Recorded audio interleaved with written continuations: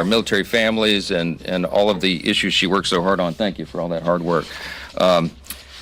I tell you what, it's been an exciting 6 months. Sunday, as you all probably know, marked the first 6 months of the Trump presidency, the second term. The 47th president has had an incredible run. We're on a winning streak. America's hot again. We're bringing back strength and prosperity and capitalizing, delivering on all the campaign promises that President Trump made on the campaign trail and that all Republicans did by extension. We're really proud of that. And I tell you what, history is going to record this to be one of the most consequential, extraordinary first 6 months of any administration ever, because we have unified government. The voters in this country gave Republicans the chance to turn this mess around, and we are. So we have the White House and the Senate and the House, and we're using it effectively every single day.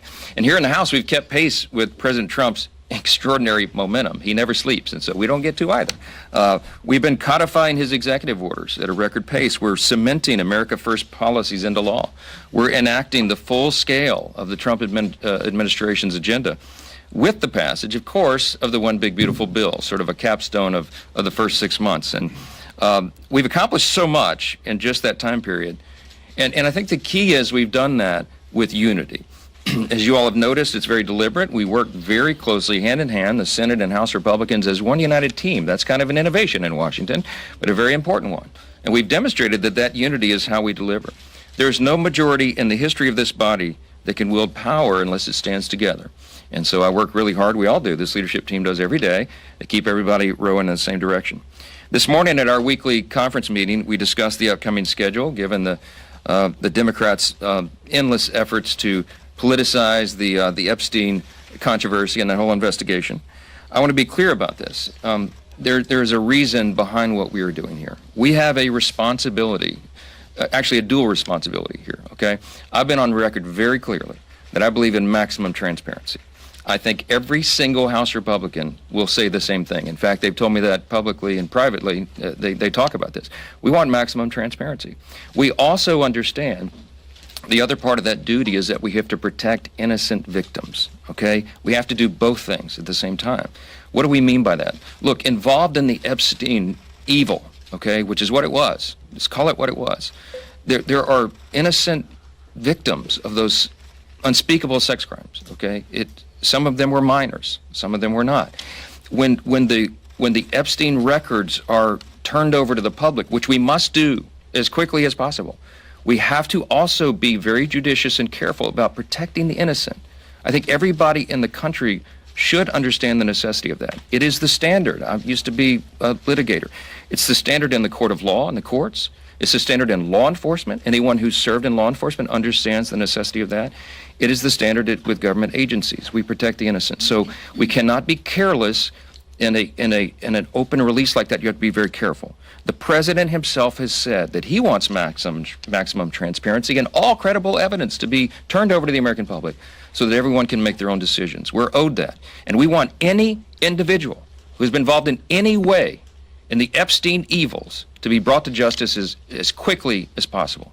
And the law should be brought down upon their head. We're unequivocal about that, okay? We have to make sure that the credible evidence is revealed, and we're doing that. The president has made a request to the courts in the grand jury testimony and the files there, for example. And the court should turn that over, and that will be a continuing and ongoing quest. Now, what we refuse to do is participate in another one of the Democrats' political games. This is a serious matter. We are not going to let them use this as a political battering ram. The Rules Committee became the ground for them to do that. We're not going to allow them to engage in that charade anymore. Why do I call it a charade? Because the Democrats are trying to play gotcha politics right now when, as the leader just pointed out, they don't have any moral high ground on this at all. They controlled the Department of Justice for the last 4 years. Has anyone forgotten? They had all these files the entire time. They sat on everything Epstein related for 4 long years while President Biden was in office.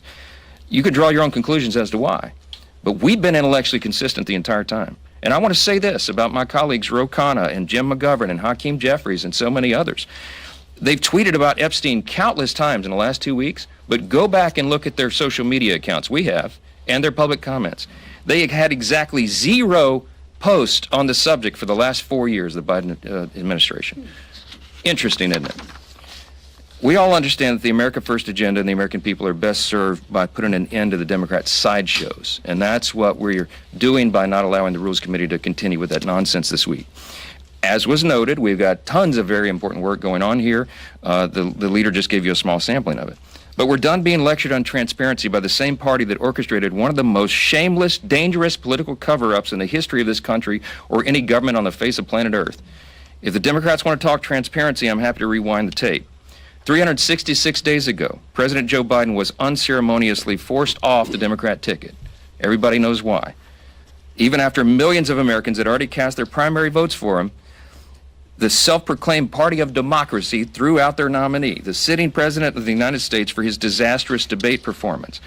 On the debate stage, President Biden revealed to the American people what Democrats in Congress spent 4 long years trying to hide, that the President of the United States of America was in rapid mental decline and unable to continue serving as the leader of the free world. I'm going to say that again.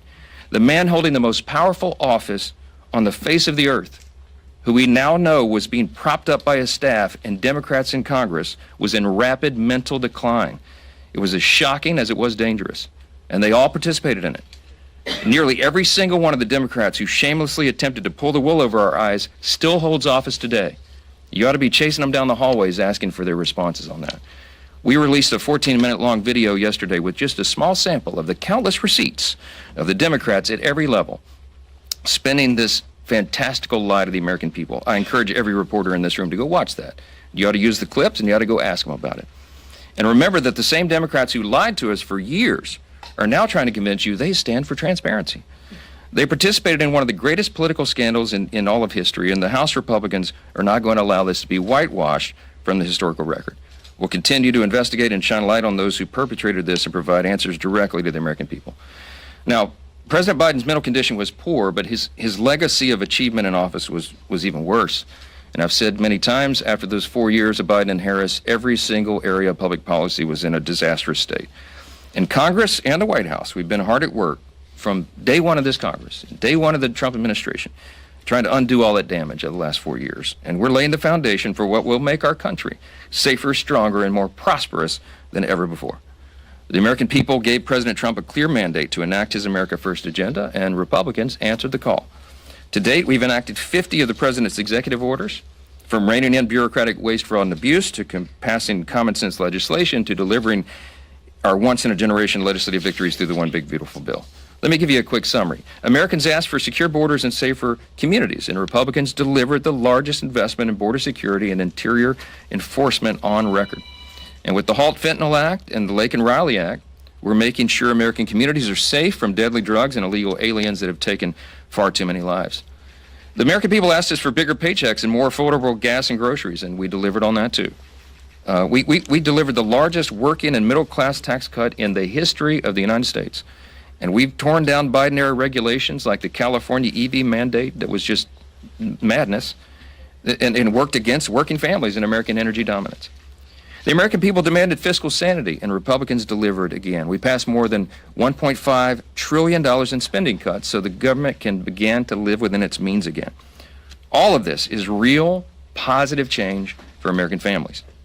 The kind that they are going to directly feel in their bank accounts, they're going to see it in their neighborhoods, and they're going to count on it for years to come. Any of these individual feats as standalone bills would have been considered historic achievements by any Republican Congress. And we got them all done, all together, in one big beautiful bill. And the more the American people hear about that bill, the more they like it. There was a Harvard Harris poll that recently surveyed the individual titles, the individual pieces of the big bill. And they found that 17 of the 21 major proposals polled had a majority of support. That's including things like reducing federal spending and imposing common sense work requirements on public assistance. But while the American people continue to learn about the bill, they'll also begin to feel its positive effects because we did this on a very aggressive timetable. As you all know, we put it on an ambitious timeline to be delivered.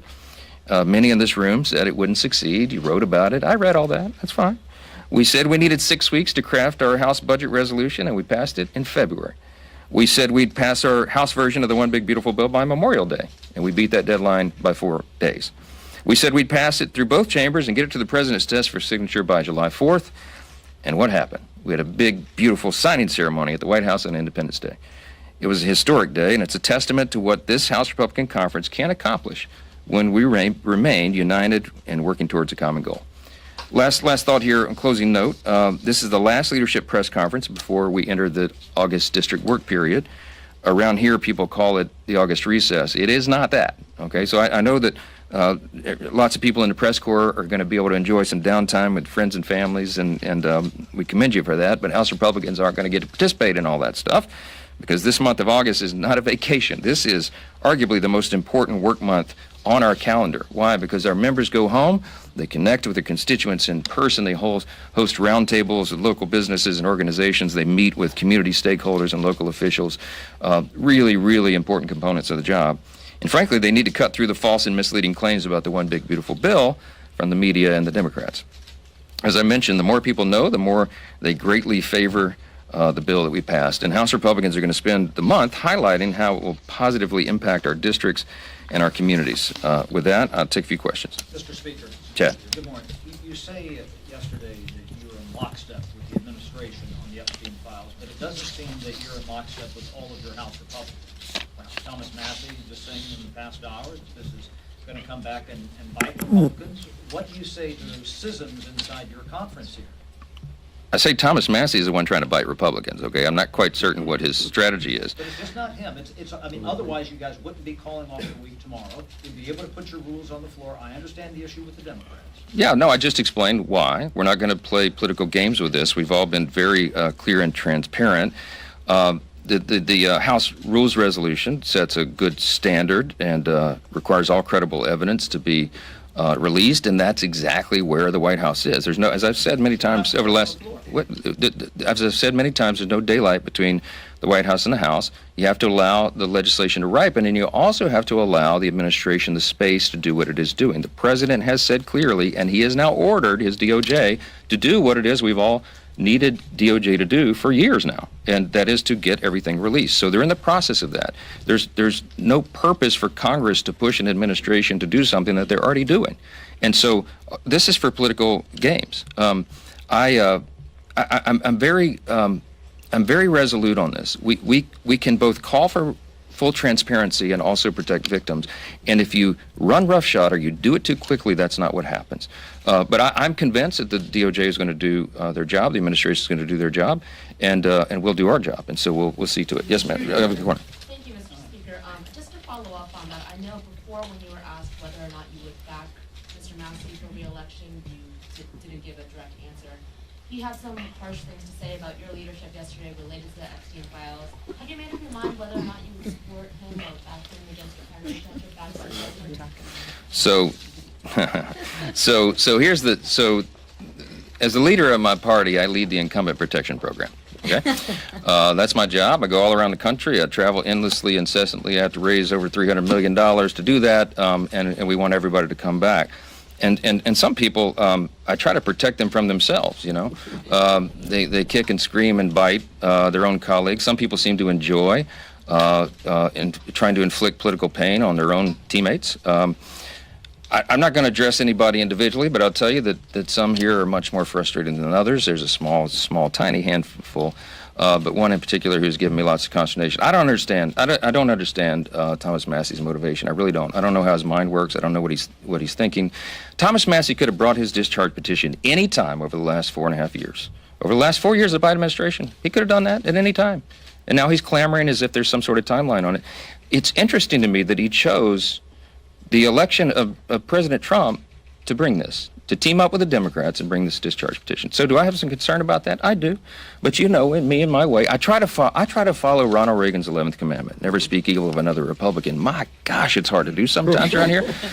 I also try to follow the scripture, you know. It says, bless those who persecute you. So let me just say about Thomas Massey, could you just accept my Southern, bless his heart? Okay, I don't know what else to say about it. We're for maximum transparency. We're engaging in that right now, and we don't need political games. Yes, ma'am. Over here. Yes. Wait. I was pointing to her. Go ahead. Okay. So health insurance companies are requesting 15% premium increases for next year, and they're citing the expiration of the care subsidies. Are Republicans thinking about this? Is there any possibility that they would look at extending those subsidies or any other things to do? I think that goes to the end of the calendar year, so we'll have discussion about the issue later, but it hasn't come up yet. I mean, but it's on the radar. Back row, yes. Thanks. Two questions. First is, did the president or anyone in the administration ask you to delay the resolution until after recess? No, but I, as you all know, I speak to the president multiple times a day on a typical day, often, always. And what I know about the president's heart on this is that he agrees with everything I've said here today.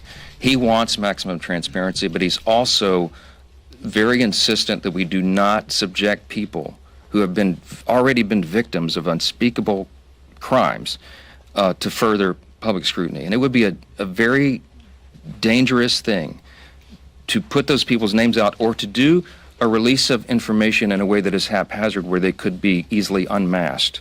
And so you have to be very careful about how you do that. I think we have a moral responsibility to do that. We have a moral responsibility to expose the evil of Epstein, and everybody was involved in that. Absolutely.